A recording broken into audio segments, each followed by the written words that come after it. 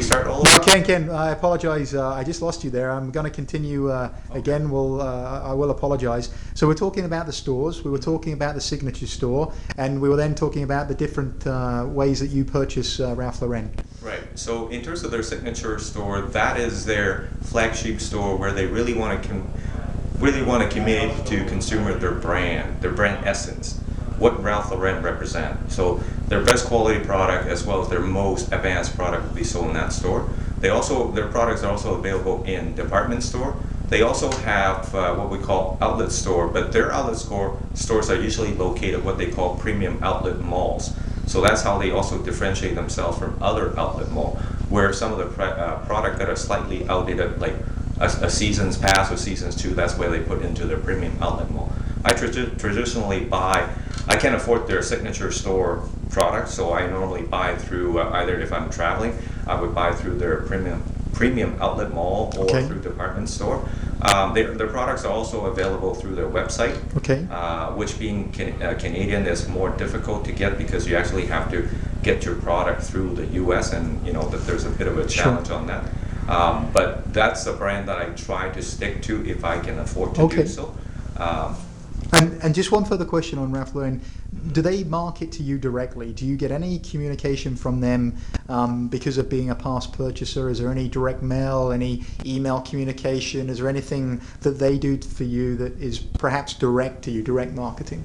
Yes, they do. If you happen to be visiting their outlet mall, which is their premium outlet mall, or their signature store, they do encourage you to sign up on their website. Once you're on their website, they would communicate to you on a regular basis. Okay. And also their websites are very universal language where you will have English website channel, and you could have other language channel like Chinese or Korean or Japanese, so on and so forth. So it's a very sophisticated website that catered to the consumer profile of different races. Okay, that's interesting. And then within the site itself, as I said, they also are catered to different age spectrum. Okay. So you have a line that are for probably people older than 40 plus, Yes. and then people below that, and then you have one for very young. So their line of product are very wide spectrum in terms of consumer age group, as well as in terms of how people want to be perceived within their line. Someone who really want to have a very classic, traditional, sophisticated kind of presentation of themselves, then you go for the more classic, or you want to present yourself as a very sporty, very contemporary, very up-to-date, then they have the younger line, which is their sports line. So I find that they cover what I would call the terminology of brand essence, contemporary, classic very well. Very and good. The evolutions of that. Thank you, Ken. That's interesting. I have to say, I never knew as much about Ralph Lauren as I feel like I do now. You stated at the beginning that there was a second brand that your family adopts as well. Mm-hmm. May I ask what that is? That is Apple. And Apple is a very interesting brand. I think Apple started this company that built home computer, competing with people like IBM. I don't think they were actually thinking about competing with IBM. They just came out with another product that is totally so unique, that is different, and in the price category that is affordable for home PC use. So moving away from competing with IBM, who's the big computer, they moved to a generation of really home usage of personal computer. And through that, for a while, actually Apple's kind of dropped off the map. They weren't keeping up with time. However, with Steve Jobs coming back to Apple, he actually pushes the company to the point where now he's not only the industry leader for that particular type of PC, which is different. It is an Apple platform in terms of the software, but he also adapted in terms of Apple to be able to use the Windows platform. So it's very versatile in that regard. Secondly, in terms of technology, he really branched out of the PC world, the personal computer world, now into iPhone, iPod, iPad, and potentially he might be looking into television, Okay. So on and so forth. So his advancement of technology, he has evolved into one category, into potentially a multiple category that touches the lives of people's home usage or personal usage. Plus the fact that his company is now reinventing how people will look at communication, the type of communication, because now iPhone is potentially surpassing a lot of the cell phone company, where there's a lot more features that not only you can do text, you can do talking on the phone, but you can actually watch video, get on websites, so on and so forth. So the versatility and the flexibility have far advanced, compared to a lot of other companies that compete in the same category. Very good. So that's what I see. And secondly, the price point and the slickness of their product in terms of how packaging it is. If you look at an Apple PC compared to, let's say, Dell computer or an IBM, they are very unique in the sense that you have Apple that in the sort of a chrome steel type of casing that is very unique, very, very versatile, also very durable looking and very up to date in a technology perspective. Okay. So to me, it has everything that I would be looking for in terms of advancement of technology.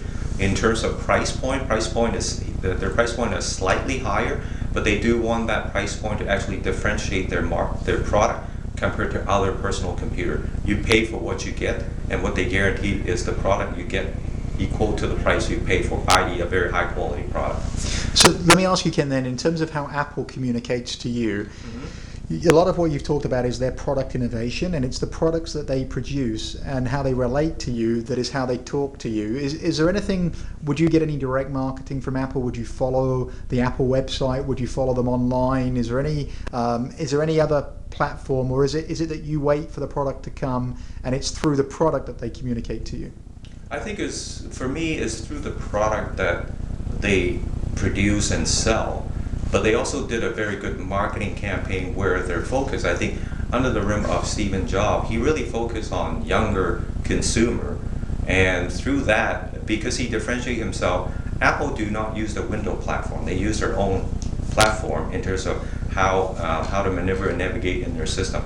But he focused on communicating to young people that this is unique, this is also very different than the rest of the PC world. And come and take a look at our product. And in terms of through their marketing campaign and their store segmentation, they have their signature store in every major city. Yes. And potentially in every major mall that carries everything related to Apple and everything that relate to Apple that you can connect to other electronic accessories. So they've done a good job in terms of having a place where young people can visit, can look at their product in depth, and then the staff that they sell the product with have very good knowledge of Apple in itself. Yes. So that communication package is very well. On the other hand, Apple also sell through some of the major electronic store. In Canada would be like Best Buy and Future Shop, things like that. So that they actually have a wider format that actually in places where they don't have a signature store, people can still go and actually touch and feel that particular product and see the uniqueness compared to other PC. Through advertising, they advertise through other electronic companies in terms of their flyers, so on and so forth. They have a very sophisticated website. Once again, by having touch point with young people, word of mouth already spread. Now they know there's a website. That's where they also communicate to their consumer on a regular basis. May I ask you, Ken, just finally, in terms of purchasing electronic items, people typically, I would say, would purchase less than other consumable products. Mm-hmm. Given that, would you say that you have a tendency to, to touch base with Apple less regularly than you might do other brands like Ralph Lauren? Or would you say that for Apple, you would always be continually looking at what is happening with Apple, despite the fact that you may not be buying something all of the time? Very good question. Electronic item like Apple, like PC, or any of the products that are electronic based, are more higher cost product. You don't need to replace it as often as clothing, for example. But the fact is, I'm interested in keeping up to date of what they have in terms of their innovation pipeline.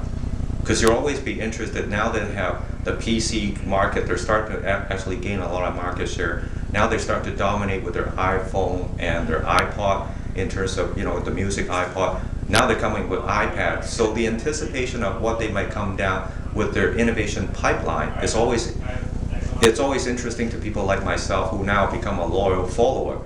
I might not necessarily buy the next invention they have, because it will come out would be just right after the prototype has been developed. But 2 or 3 years down the road, I may say, the evolution of the first prototype of, let's say, an iPad might now become much more advanced and even more affordable than the initial launch of iPad.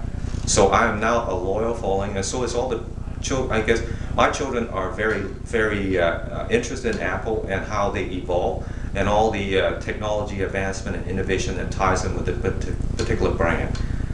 They're very proud to use the product.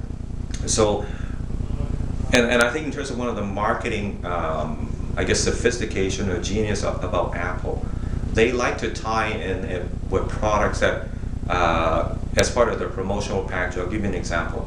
If you buy an Apple computer, they actually give you for free an iPhone. Okay.